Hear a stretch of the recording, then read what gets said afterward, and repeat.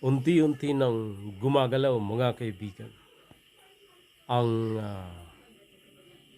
mga grupong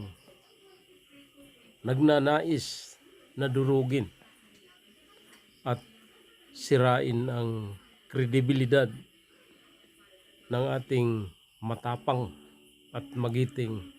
na Vice Presidente. Dahil alam nila na ito ang magiging tinik sa kanilang mga lalamunan pag dumating ang panahon na siya ang maupo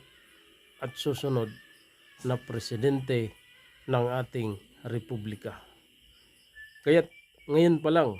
kaliwat kanan ang ginagawang issue upang sa ganon ay unti-unting tapunan ng batik at sirain ang magandang imahen at durugin ang kanyang popularity sa madlang people, mga kaibigan, sa mga akusasyon na ibinabato ngayon ng Makabayan Black ay talagang lumalabas na mga desperate move ang ginagawa nila upang sa ganon ay mapag-usapan sa media, sa social media, at makakuha ng simpatya sa madlang people, which is hindi mangyayari, mga kaibigan, sapagkat ang tiwala ng sambayanang Pilipino, sapagkat buo, mga kaibigan, ang tiwala ng sambayanang Pilipino sa malinis at dedikadong serbisyo ng isang Duterte. Kumbaga, the brand new of leadership ay nasa dugo ng mga Duterte, at yan ang nananatiling legacy ng ama na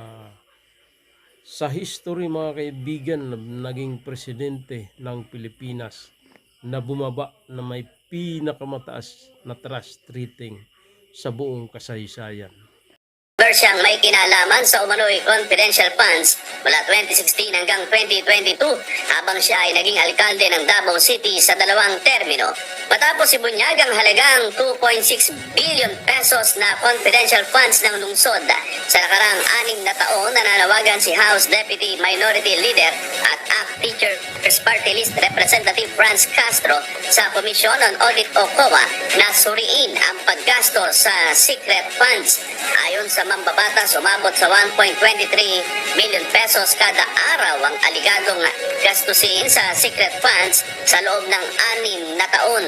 Mas malaki pa umano itong ginamit ng mga pinakamayayamang lungsod sa bansa, gaya ng Makati at Quezon City. Ayon sa kinatawan ng Makabayan Black, sa ilalim ng administrasyon ni dating Pangulong Rodrigo Duterte, ama ni BP Sara, lalo umanong lumakas ang alokasyon at paggamit ng confidential fund.